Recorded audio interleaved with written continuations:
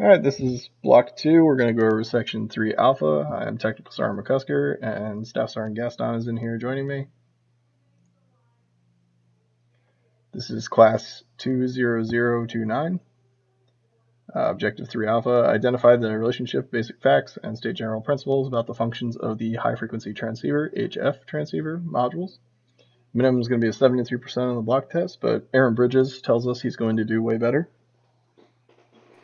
100, sir. 100, sir. Fantastic. Hundreds all around. I love it. All right, so there are many different HF radios in our career field, and normally I read this part like I'm in the scene from Full Metal Jacket, but I'm going to dial myself back a little bit. My wife's kind of resting in the background, so I'll keep it down. But each may be slightly different, but the basics are the same. Understanding the following theory/block diagrams will give you a better understanding of how these HF radios function. Why do you guys think, let me ask you, Bridges, why do you think it's important to understand the guts of a radio, even though we may just turn these things in and do what's called swaptronics?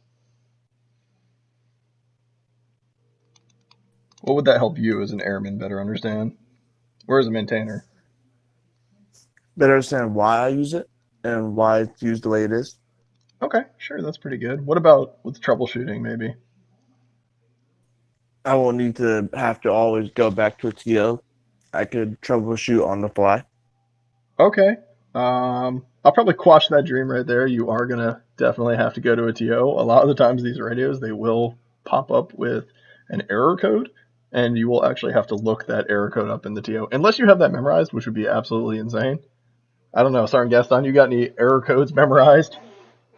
I've got ERR 09 out of 10. That's for an XTS 5000, which means it's an internal hardware failure. Wow. But that's it. That's all I got. That was Dang, impressive. slight flex. Yeah, that was a slight flex he just did there. Yeah, I saw that. Yeah. Well, the radios are like 15 years old, and they've been out of service for about 4. So. Oh, wow. Yeah, they're terrible. Yeah, no, that's impressive, man. I've used the XTS 5000s myself, and I don't memorize any codes, so that's cool. I always had to look them up. Bottom line being, you guys don't have to memorize that like he just did. I'm sure he just dealt with that error code quite often, to the point where you do memorize things after a while. Even though you do that, it's still good to look things up, especially during a quality assurance inspection. Definitely look things up. It's a good way to fail if you don't. All right, side note. Anyway, we're going to talk about assemblies, the hub battery, transmit signal flow, clear voice, data and encryption on the transmit side, and then, of course, if we talk about that on the transmit side, we have to talk about on the receive side as well. And then we're going to talk about clear voice, data, and encryption on the receive side, which the receive side, you guys will be surprised when we go through these slides, is a heck of a lot faster. We did push through these slides in about an hour this morning. That's my goal this afternoon. I was fairly impressed, but that's because there was minimal questions. Again, if you guys do have any questions or anything that we're going through here, please stop me. Just call it out, whatever you got. I will stop myself and I will answer your questions. All right, so the first thing we're talking about is the theory of operations here. And I need to give you guys a little bit of a clarification on the difference between an assembly and a subassembly. An assembly is talking about the entire module. So it's like a broad strokes overview of what everything inside here does. For example, this is the A2 module right here.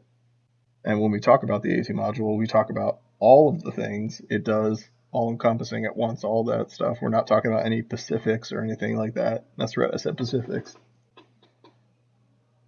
So when we talk about a subassembly or a submodule, I talk about this, like this little kindergarten cutout sheet here I'm trying to do for y'all. I'm obviously not very good at cutting out the dotted lines here. Let's try that. So all of these things inside of this dotted line here are what's known as a subassembly. It's an assembly within an assembly. Assemblyception right there, okay? That's a joke for y'all. Well, all of the functions inside, there you go, I do too. All of the things that are done within this little tiny subassembly here are what we care about when we talk about the subassembly. Now remember, like I said with the dotted lines, if something is inside of these dotted lines, it is part of that subassembly. For example, A2A5 here, not part of the A2A4 subassembly because they're different. They're not inside the dotted lines there together. You all see that? Yes, sir. Perfect. Participation makes this go faster. Do you guys remember the final example to differentiate between a subassembly and a assembly is that I gave? Oh, you gave an example? I did. You said how A2 is like the first form of letter and number is like the actual module, and then A2 A3 makes it a sub module because it's the second one. It's like it's classification basically. Okay. But how did I bring I'm gonna go to that the bathroom real to? quick. Start gas down. You got this for a second. Yep. What example did I give at the very end? Did it in a blue marker? We had. Go ahead.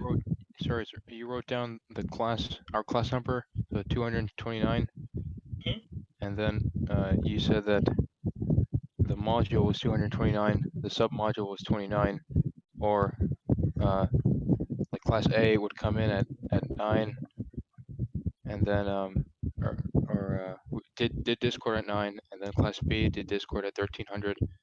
Each class was like a submodule. That's right. Absolutely. So the class being the overarching thing, and then two groups being class A and class B. So good job. Sadly, I don't have the ability to control this computer, so I'm gonna sit here for a minute.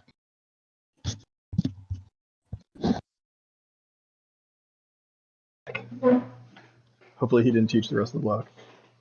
Oh, we're done. What? We're done. We went through it all. No way. Yeah. Alright, so the next thing we talk about is A1 chassis. A1 chassis, I like to call it the turtle shell. What does a turtle shell do for a turtle? Protects it against the environment, against hostiles, like physical attacks. Okay, you got real in depth there. I like it though. He's exactly correct. What do you guys think the A1 chassis is going to be doing for the radio? Be the protection for like the guts of the radio, basically. Exactly.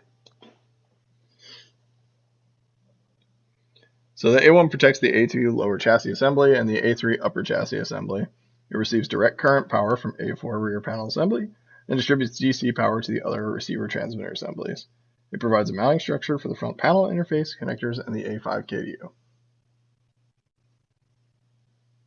So then we talk about A2. A2 is responsible for processing voice and data signals. It supervises control functions, and for the entire radio also contains the encryption, the crypto assembly. So this is where the crypto card or the crypto subassembly is held, that A2, A5, as you guys saw when I jumped ahead there. That's what makes up the embedded crypto portion of the radio, which, if you guys remember, is that 3-letter word. Does anybody remember what it is? CCI. CCI. Outstanding. And what is CCI? Is it cryptocartographic No, never mind. It's controlled cryptographic item. You were close. We'll talk about A3 next. A3 contains the analog RF sections of the radio, the receiver, the exciter, some filters, a power amp, a tuning circuit. Analog output is the 240 kilohertz first IF. Important to note. And then we talk about A4. A4 is the rear panel assembly. It contains the radio power supply assembly, provides the interface connector to the batteries, and it has the hub that protects the memory. What does the hub do? Hubs the battery, it protects the memory as well. Okay, sure, I can say that too. But what does that mean?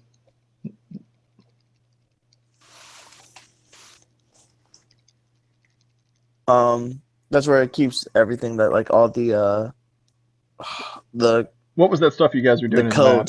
codes, the cryptic codes. The codes. No. The crypto codes. What do you mean crypto codes? Like we were talking about how you should Xerox I feel like you're it digging a if you hole have and I should hand codes you in a it. shovel. Please. Sergeant Gaston, you want to help him out?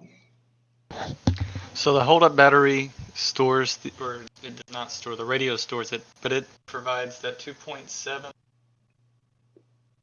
volt watt charge to the radio, even battery is dead, and it will allow presets to stay in place so you don't lose everything. Awesome. All right, and then we have J9 accessory, which is like KP. What do you do in KP when something breaks? Don't touch it. Don't touch it. All right, and then we have J10 and J11. That's your battery connectors. All right. Okay, moving on. So we go to A5 next. A5 is the KDU. It contains the keypad and the LCD that makes up the radio's man-machine interface. That's the MMI. That's the other name for the A5 KDU. And then if you guys want, if you're following along in your TOs, this is the section that you need, and it's a good section to use for your exams. It talks about the transmit clear voice signal flow, and it goes through the entire transmit signal path. So we're going to start off with this subassembly over here on the left. And we're starting off in the A2, but of course we have to come in as J1 audio, which is considered analog. So the first thing we go to is this ALC. That stands for automatic level control, not analog level control. That would be cool if they did that though. Would have been fit at least, made more sense. ALC stands for automatic level control, and its entire job is to adjust those varying voice levels from entering the radio and keeping them at a constant level. So as your level may raise, or you may talk loud into the radio, or you talk really low, it's going to keep those varying voice levels at a constant as they come through. Make sense? Track it. Cool. So next we go to the AIC. That's the analog interface chip. Its entire job is to take that analog signal and turn it into a digital signal. So we turn things to digital inside the radio because it makes them easier to process. It makes the signal easier to process as it comes through these next couple pieces of equipment here, or these circuits. Then we go to the VDP, the voice data processor. The voice data processor's job is to enhance the audio as it's going to be cleaned up and better represent your original voice. That's the whole job of it. It just cleans up that audio, makes it sound better, more like you actually would sound if we were talking in person. Okay. Next, we go to the FPGA. That's the plain text field programmable gate array. It's kind of like a traffic cop is the word I like to use. Y'all know what a traffic cop does? It directs traffic. Sure, it directs So traffic. it would direct like the intelligence going through it. Yeah, basically? absolutely. It would direct the intelligence going through it. Very good. So if it's encrypted intelligence, it's going to come up here through CC. If you have it turned to CC, and then if it's encrypted on the CT side, the ciphertext side, it'll come up here and go out of A2A4 and into A2A5, which is a separate subassembly, correct? Yes, sir. Correct. Awesome. You guys are crushing it. So next we'll go to the CFPGA. That's the control field programmable gate array. All it's going to do there, since it's not data right now, it's just audio coming through, it's going to keep it and keep moving. That's all it's doing with that signal. It's going to keep pushing it through. CDSP, that's the control data signal processor. That's going to do the same thing right now. It's going to push that audio through, that signal. Then it'll go into what's known as the digital modulation portion of the radio, or the A2A1, which also gets referred to as the digital modulation portion of the radio. It's going to take that signal you sent in and turn it into the what's known as the first IF, a 240 kilohertz digitally modulated, produce the correct waveform. That's what it's doing there. So it's converting it. And there's a reason it needs to be a specifically 240 kilohertz IF, and we're going to get to that. Next, it's going to go to the digital IF D/A. That's digital intermediate frequency, digital to analog converter. That's what it's doing there. So can you take a guess what it's doing? Anybody? Converting digital data to analog data. Converted digital data to analog data. All right, outstanding. As we come down here and move on, we go to our first attenuator we've got in this radio system. And it's an attenuator of 13 dB.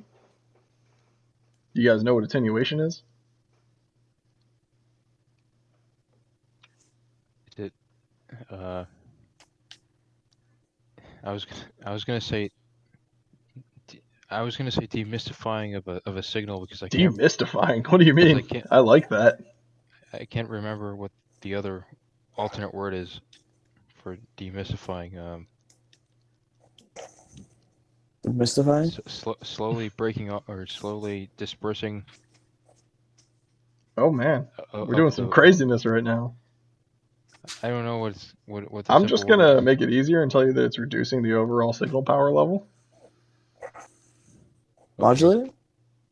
Sure, Attenuator. but that's not happening. An attenuator is going to take the overall signal power level and make it lower. That's basically what it's going to do. So like you have too much gain coming through the system, and now we're dropping it by 13 dB. So that it's Okay. at the proper levels coming into the next pieces of circuitry here. Okay. Because we want to ensure that it stays at 240 kilohertz. So that's specifically what's happening here. By keeping it at this 240 kilohertz, we're able to mash it in over here at this mixer after it gets through our low pass filter, which by the way will only pass 1 megahertz unchanged. Everything else it's going to get rid of. It gets rid of any noise. You guys know what noise is, right? Background. Yeah, that background information, that's spurious signals you don't want introduced into your radio transmission. So that type noise that you hear normally, it gets rid of that. Okay. Moving on. We're going to go to our next section here. We're going to talk about that mixer itself. It's got that 240 kilohertz first IF going in with the 140.16 megahertz from the local oscillator 2 to generate a 140.4 megahertz second IF. So this is where our second IF is. It's not in the mixer itself. It's the output of the mixer. So remember that. That's our second IF in transmit. Another thing to note, this thing down here, this 140.16 megahertz, that's called our injection frequency. And what I mean by that is it's from this voltage control oscillator here, which job is to generate that frequency. Oh, up here, sorry. This one up here. It generates that frequency, and then it uses phase lock looping to lock that frequency in and push it back up into the mixer here.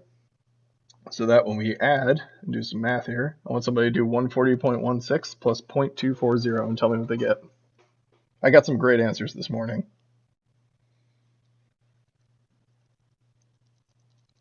You would have loved that, sorry, guess, Dan. Well, I'm bad at math, so I'm sure I would have just Is went it right along with it. 145.76. Negative. That's very similar to what I got this morning. Did said you say add? I said add 140.16 to plus 0.240. 140. 140.4. Point 4. Yeah. Yeah, 140.4. Does that make sense now? Why it has to be 240 kilohertz coming in? Yes, sir. Yeah, perfect. And now there's even a further reason for that as we go into this next local oscillator over here. But after that, before we get to that, we have to go through this bandpass filter here. If we don't go through this bandpass filter at exactly the right frequency here, so let's say our frequency is 140.5 for whatever reason, do you guys think it's going to let it get through? No. No, it's not, because that's what a bandpass filter does. It doesn't allow anything that's above or below it to get through. It just does exactly what the bandpass filter is tuned for. Nothing more, nothing less. Okay, so the next part we're doing, we're going to go down here. I'm going to talk about, before we get to these TGC things, this transmit gain control, I'm going to talk about this second local oscillator here. So I want somebody to do 200.399 minus 140.4 and tell me what you get.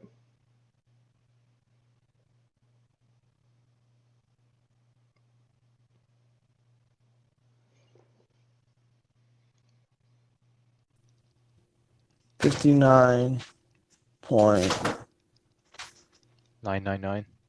59.999. It's like I highlighted it on the screen there for y'all. Okay, so if we take 142 minus 140.4, what do we get? 1.6. 1.6. What is this frequency range? High frequency. Not high frequency. For the radio. It's the frequency range for the radio. What is the HF frequency range for the radio?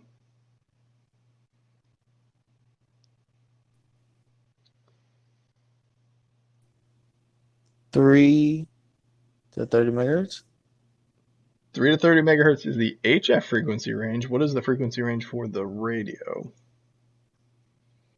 1.6 to I hear certain 29.99. Gaston yelling in the background. Airman Tran, did you get it? Oh, Airman Zellers. Airman Zellers got it. Got it. Yep, Airman Zellers. That's the HF frequency range for the radio. Very good. Thank you for that. Now let's talk about this TGC thing next. The TGC, the transmit gain control, not the THC, the thing that's legal in Washington State. We're talking about it holds the power at the antenna constant while the variable voice levels are coming in.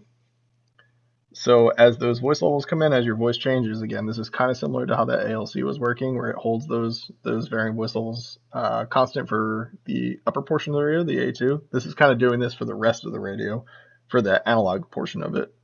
Because we're in the analog portion of the radio right now, it's holding this constant until it hits the antenna, because we don't want it to be fluctuating as it comes through these next small circuits in our next part down here.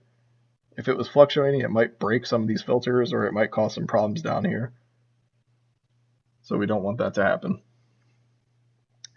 One of the other things to point out here is if we were to not attach a power amplifier. Did you guys see the power amplifier in the room, Sergeant Gaston? Did you point that out to them?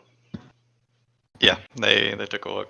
Okay, so if you all looked at that power amp, if we do not have that connected, it will take its regular path up here. So like when you guys are in the room transmitting back and forth to each other, this is headquarters, Raptor, Halmy, whatever you were saying. That was using this top part here. But if we had the power amplifier attached, we would use the portion down here. Y'all see this? Yes, sir. Cool. So you use this portion down here. All right, awesome. Remember on test day 2, you will also have these circuits and diagrams available to you, as well as for the next day and a half or whatever, I'm going to have this recording up, should be by this evening for you all, if you want to review anything before your test. So hopefully that helps some of you. Okay, so when we use that external PA, it does reduce the signal by 23 dB. So it's kind of like attenuation, much like over here, because if we have too much gain coming through, again, it's going to cause some problems down here. Another thing to note, this final PA here, the final power amplifier here, does not get used if we are using an external PA. Can you guys guess why?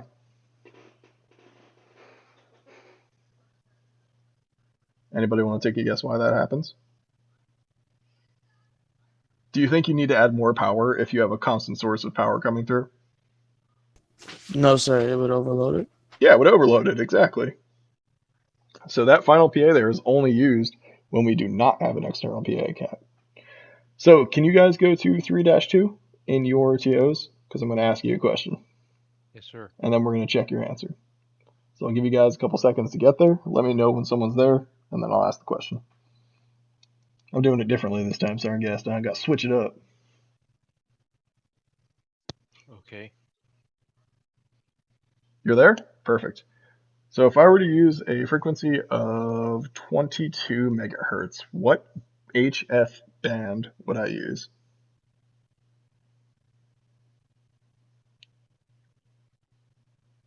I don't know if somebody's typing the answer, so let me go take a look. I don't see anybody typing. Airman Ty, I like your protection against rain thing earlier. I just saw that.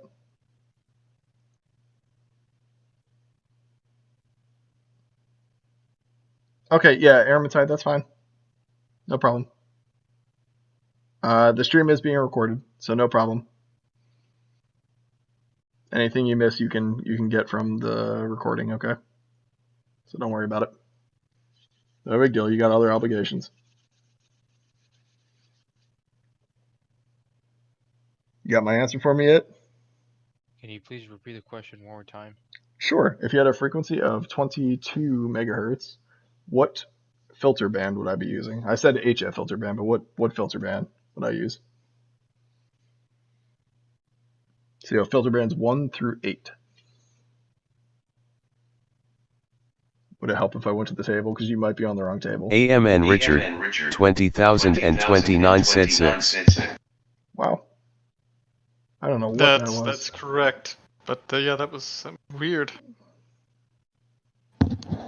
I was on the wrong one. Oh. AMN Richard says what? What did he guess? Airman Richard said 6, which is correct. Airman Richard says 6? Okay, cool. That was cool, however he did that, by the way. Airman Richard, I have no idea how you did that, but I liked it. We'll have to talk about that after class. Also, it freaked me out for a second there. Alright, so going back, yeah, so the thing to pay attention to is whatever one of these bands or whatever frequency you select between that 1.6 to 59.999 megahertz range, that's which one of these bands it's going to select as it travels through the radio. And you have that available to you guys to see in here where it is. Now, note this BCI down here. I believe you guys asked a question about this earlier or yesterday. Was that you guys?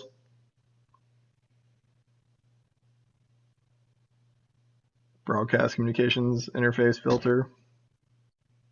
That's not ringing a bell for this No, group. sir. Okay. I must have confusing you guys with my other class I had last week then. Alright, so the BCI filter is what's used for AME mode. Do you all know what AME mode does? Amplitude modulation equivalent mode. What does it do? Yeah, what does it do? Do you want me to? I don't know right now.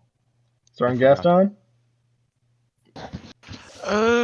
I'm not gonna know everything, but AME functions. It's not AM radio, but it functions like it in the fact that it creates single sidebands. I would have to consult with my Your book? TO. Okay. AME mode should be in your TO in the operations manual. While he's looking it up, I'll go ahead and tell you guys what it does. So AME mode is amplitude modulation equivalent, and it takes a small portion of the carrier and reinserts it into the signal. Specifically in upper sideband mode we have to be in to use AME mode, but that's what the BCI filter down here is used for, is using AME mode. And it allows us to talk to citizens band radios or commercial band radios. So that's what it allows us to do with our single sideband radio, which I believe is what he's going to get for you.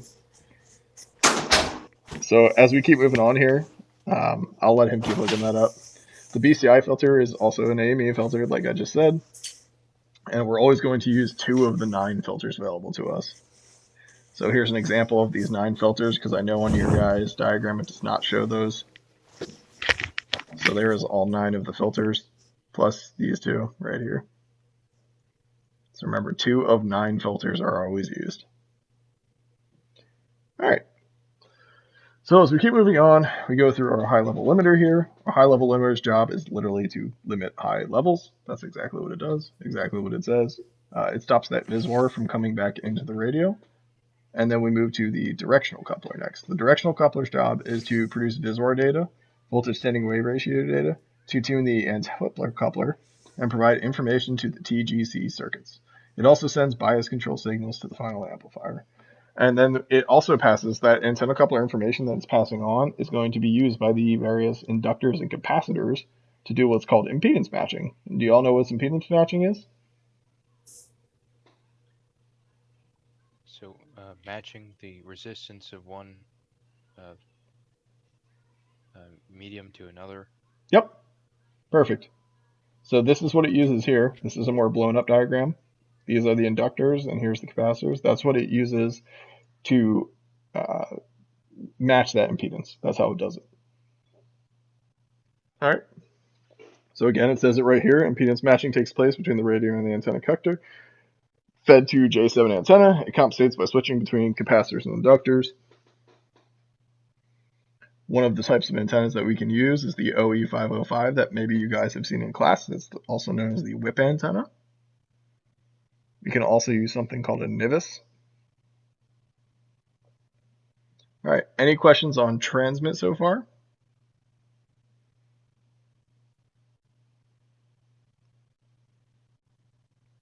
No questions? No, sir. Okay. I'm going to give you guys another quick mini break here real quick.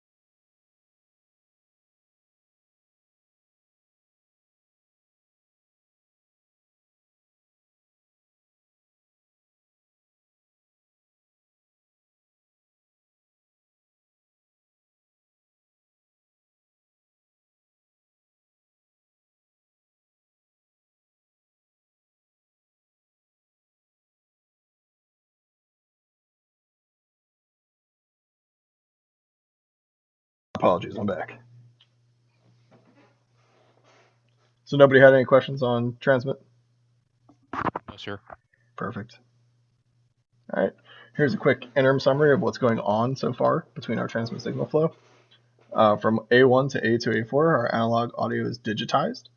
At A2, A1, we have what's called the digital modulation taking place, specifically in the digital intermediate frequency application-specific integrated circuit. No, you do not have to memorize that, but that is what DIF-ASIC stands for, that one little chip that we went over. The A3, A1, the IF to final RF KDU frequency.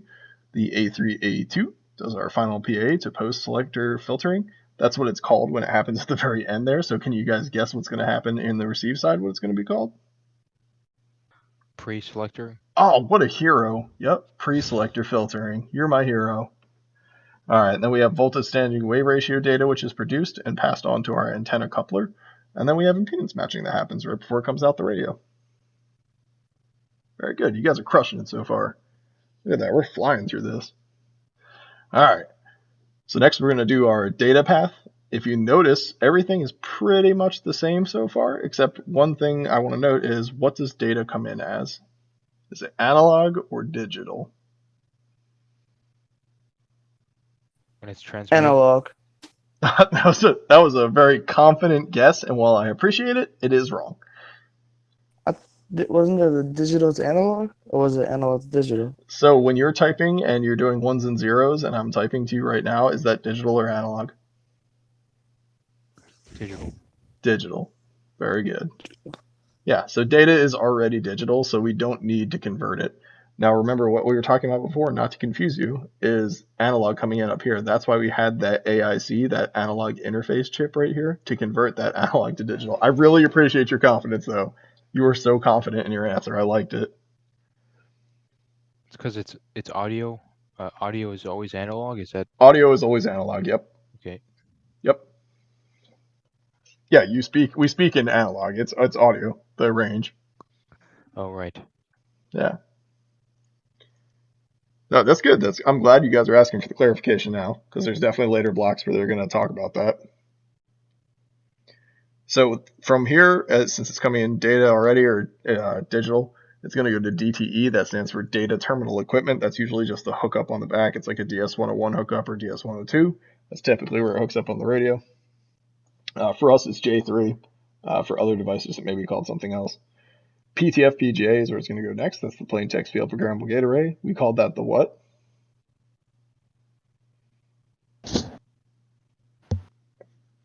I'm not sure. What do we call that? The guy who directs traffic. Oh, the traffic Police cop. officer. Oh, the traffic cop. I love it. Yeah. Oh, the traffic cop. Yep. Traffic cop. So from the traffic cop, he says it's plain text, so I'm going to send it this way. Since it's not ciphertext or CC modes that I'll cover, we're going to go this way. And it's going to go through the CFPGA. Now this time it is data, so it is going to have to go through the modem, which stands for modulator demodulator. So it's going to modulate that frequency, or that data, that digital information we're sending through, go through the CDSP, and then it's going to do exactly the same thing for the rest of the radio that it just did to an analog signal. Any questions on that? No, sir. Pretty easy so far, huh? Yes, sir. Does Especially the it way you help? explain Does it help explaining it to you guys this way versus you probably trying to sit in your rooms and read it the other day? Yes, It definitely it's helps when you much explain easier. it. Okay, cool. Did you all know that modem stood for modulator demodulator? Because I felt super smart this morning, and then I didn't because they were like, "We learned that in Dolan." Yes, we do. Okay, y'all learned that in I didn't Dolan. remember. Well, I had like an aha moment when I came back as an instructor here, and I was like, "Whoa, that's what it means." Yeah, I felt so cool. All right, moving on. J1 audio. This is the encryption path we're going to talk about now. J1 audio comes in through here, just like it was before. Now it is analog. You could have yelled that out if you wanted. That's fine. And then it goes from there to the ALC. What does the ALC do again? Somebody remind me.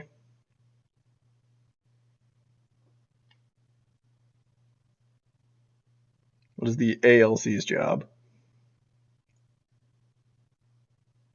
Thanks, Airman Zellers. I appreciate that.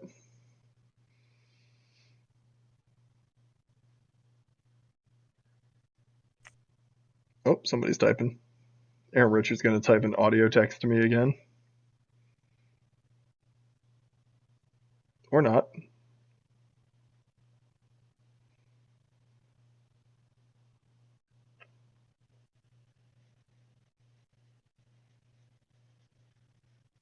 Automatic level control. Very good. And what does that do, Aaron Tran?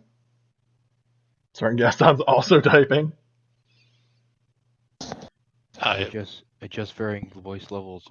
Yeah, it doesn't control the voltage. It does the varying voice levels like he just said. All right, very good. Then it goes to the AIC, which takes that analog signal, like we said before, and digitizes it. And then it goes to the VDP, the voice data processor, which is going to enhance and clean up that audio, make it a more richer format. From there, since it's encryption, we're going to go where? Where's our traffic cop going to send it? If it's CC mode, where's it going to go? Are we going to leave the A2A4? It's going to go to top right embedded crypto. If it's It's CC? Citadel cover. Citadel cover, sorry. Yeah, it's going to stay in A2A4 and go to Citadel cover, right? Yes. Okay, so it'll stay inside of A2A4. Now, if it was CT, ciphertext, where would it go? It would go to embedded crypto assembly. Absolutely, and that's the A2A5, the embedded crypto assembly. Very good. What is the difference between ciphertext and Citadel cover? Citadel cover is like when you want to communicate with someone who doesn't exactly have the encryption codes. Okay, so NATO and allies? Yes. Yes. Yes? Okay, NATO and allies. So it's still a form of encryption. All right, and then we go to CT, which is, who do we share that with? Do we share it with anybody, or we keep that to ourselves? People within the DoD. Yep, people within within DoD, U.S. forces. Yep, very good. Very good. You guys are crushing it. Which one do we load from the front panel? CT. Oh, Is it both? negative. Neither? Which one gets loaded from the front panel from the KDU?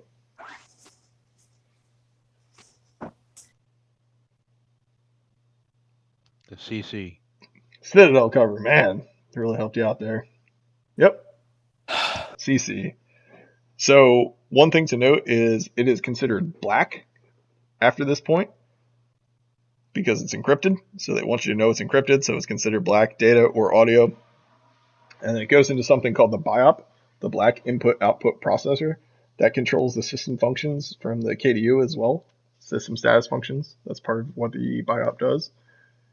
It also passes that information on to the modem here because it's data or intel, or intelligence is data or audio, and when it's encrypted, it has to go through here.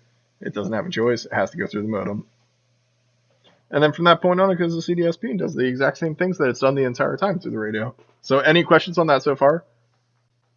This black and red thing will probably get confusing when you all go to your bases because you may hear it one way or the other. Myself and Sergeant Gaston have both probably been to a couple bases where they just explain it differently. Your ComSec office might call red black and black red for encrypted. You just really have to pay attention to whatever the local guidance is.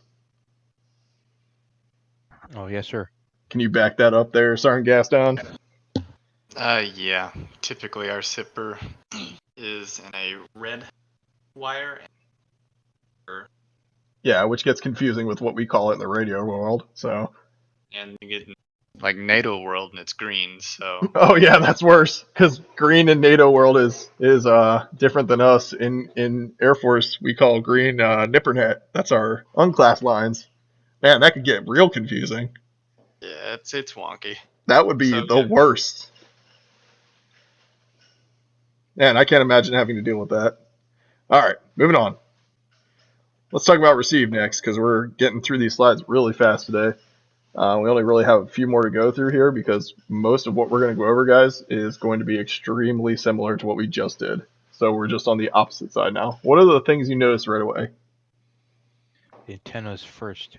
Yeah, it is. I love that everybody always points that out first. You laughed at me last week when I said that. Well, you're an instructor. Want to point that out. Things are backward. Sergeant Gaston got real heated just now. He got triggered. You're super proud of Odano, and here I am. Just all hurt. So. Sorry, Gaston, don't get hurt. It's okay. What's I'll this thing? What's this thing that Mr. Ordal told you guys about in class? I think that was your other group. That was my other group? He didn't tell you guys, he just told the other group? That's messed up. Yeah, the node thing you were talking about? That's the notch filter. Notch filter. Yeah, the notch filter. It started with an N, that was close. It did, and the notch filter's job is to improve weak signal performance as it goes through the radio, so it'll boost it back up. Awesome. What else do we see? Sergeant Gaston, what's going on down here? The antenna's no longer there. It looks like a receiver. Looks like a receiver. Very good. Could be wrong. All right. No, you got it. Good job, Sergeant Gaston. Thank there you go. Kudos. All right. So exactly what Sergeant Gaston and Aaron said there. So the top and bottom modules are swapped. The handset and antenna are swapped. Each module's components are reversed, and it has a notch filter. Those are really the big differences, guys. Everything else, it's not going to do anything different. It's not going to change its job, right? So we said the antenna coupler did impedance matching on transmit side. Look at that. It does impedance matching once again. Same thing. Same. Directional coupler here, although the arrows are facing a different direction, and we're not really as concerned if that visor kind of goes back and hits the antenna. I mean, yeah, it might damage the antenna. I'm less concerned about that, though, than if it were to go this way and damage the other sides of the equipment. Not to say visor is not a problem either way. You don't want it either way. Okay? It can definitely damage the small circuitry inside of your antenna. You don't want it to go back. However, we still got this high level limiter here doing its job. Visor, same thing from the directional coupler, like I said. No job change there. You guys told me this was called the what? The traffic cop. Not the traffic cop. Not the traffic cop. That's the FPGA. You'll get there. What is this network called? Bandpass filter. The bandpass filter, it's like for low level and stuff. Yep, bandpass filtering. It's the free selector network. All right. So, but our filters that we select, they're not going to be any different. Like our frequency range is not going to change on our receive side, correct? Do you guys remember when you were programming the radio? Did your transmit and receive frequencies change? No. No, they were the same, right? So it's going to be the same on the receive side. It's not going to change the filters. Exactly what the notch filter is doing is it's taking that weak signal and it's boosting it back up. It kind of acts like an amplifier, but it is not an amplifier. All right, from here, we go to our low pass filter, or low power filter is what they call it down here, and then we do our AGC. While similar to the TGC, the AGC holds the varying levels constant at the receiver, not the antenna this time. Because the receiver is what you do what with on the receive side. If I transmit a signal to you guys, what do you do? What do you listen on? You take it in. You use the receiver. Yeah, you hear it at the receiver, at the handset. All right? So one thing to note, our first IF is now 140.4 megahertz on the receive side, which was what on the transmit side? What was the first IF on the transmit side?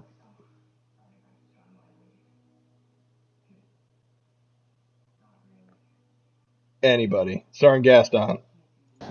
Oh, I'm scrolling. The first IF, Stand by. 100, and that's the second one. Mm-hmm. 240 kilohertz. 240 kilohertz was our first IF. Very good. So on the receive side, however, it is 140.4. Everything's flipped now. So it's then amplified before being filtered and before being attenuated by a digital attenuator. This is the part of the AGC. That's what's happening right now. So it mixes with the 140.16, that injection frequency from LO2, to generate a second IF of 240 kilohertz. Notice that we're generating a second IF of 240 now. So it's subtracting out everything that it added before. Okay. So that way it can get undigitized basically, and all this circuit's coming up here, and we can understand it. Making sense so far? Before we go too far, I did have a question. Sure. And it was something, because I was looking through Airman Tran's appraisal and my appraisal. And so Yeah. number 2 in 3 alpha, it says Yeah. automatic gain control was accomplished by which submodule? Yeah. A3A1. So you're saying A3A1. It's 100% A3A1. So I was right. When I'm looking in the So the appraisal answers might be wrong, but it's A3A1. Well, no, that's what the appraisal answer said. But in the intermediate manual, 3.3.2.6.2, Mm-hmm. it starts talking about the gain control in the A3A1. So I'm just going to read you the AGC and blurb. TGC do take place in A3A1 as well. Okay, so They Western both do. principles say that A3A1 is the correct answer for the test, and that's what. Yeah, for your appraisal. All right. All right, coolio. That'll work. No problem. All right. Any questions on this so far? No, sir. Great. What's our first IF and receive? 240. Nope. Oh, receive 140. Sorry. Got him. 140 point what? 16. 4. 4. 140.4. 140.16 is the what? Starts with an I, ends with injection. Frequency. Injection frequency. Yeah, the injection frequency, guys. Don't get those confused. All right, and did you notice I'm calling it an injection frequency and not an IF? IF stands for intermediate frequency. There's no acronym for injection frequency. Okay? So don't confuse those two things. All right. So we're going to come down here. We're still in receive, remember? Our analog to digital converter now, notice that. Ooh, not a digital to analog converter. It's going to take that analog signal, turn it digital, come back through here because we know it's easier to process and move digital signals through here. And now we're doing digital demodulation, whereas before we did digital modulation, correct? Yes, sir. Awesome. Yes, sir. So then if it was ciphertext, it would come up through here, or if it was CC, it would come up through here and go through the modem again and then get demodulated, because on the receive side we call it demodulation. Plain text data, same thing, go through the modem. If it was not, it doesn't have to do that. It can just keep on pressing. Notice it's saying red right here, but it doesn't say red up here. Y'all see that? Yeah. Oh, yes. So it's red down here because it's unencrypted down here. It is not red up here yet. It is not unencrypted yet. It does not become unencrypted until it goes through either the embedded crypto assembly or this Citadel cover crypto module right here. Okay? Did you all notice that? Now that you pointed it out, yes. Makes sense Yeah. now. So it's a little confusing because it doesn't really say that on your diagram, and it does say red right here, making you think the whole thing is, but it's not. This is just talking about the plain text coming down to the bottom. Okay? Because plain text was unencrypted to begin with. It never switched out of being red. All right. Cool. Any questions so far? No, sir. All right, because we're just about done here. All right, so coming out, notice there's a huge difference here. What are we missing if we're in audio? If it was audio. What's one thing you guys notice is missing? And I know Sarngasson knows this because I picked on him last week and I believe the week before.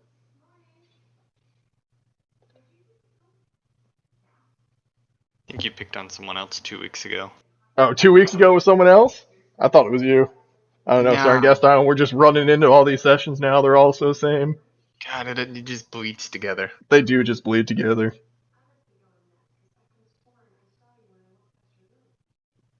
What you guys got? What's that thing that's used for adjusting levels as they come in? What's that called? Audio level controller? Do you see that here? No. No. Why do you think you don't see it here? What did you guys have during lab that you could do if you couldn't hear somebody?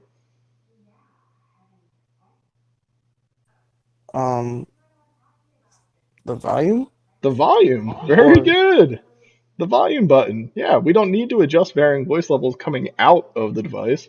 You can turn the volume up if you can't hear somebody. Make sense? That makes sense. that does make It sense. does, doesn't it? Yeah. All right. So if it was data, it would come down here, come out there. All right. Any questions? No, Questions sir. on clear voice receive? Anything? No, sir. Entire So class? just to Anybody else clarify, notice that this is a transmit diagram? yes. Yeah, pretty funny. All right, very good, Amatran. I wasn't ignoring you guys. I just didn't have my screen minimized because if I did that, then nobody would be able to see the diagrams. I apologize.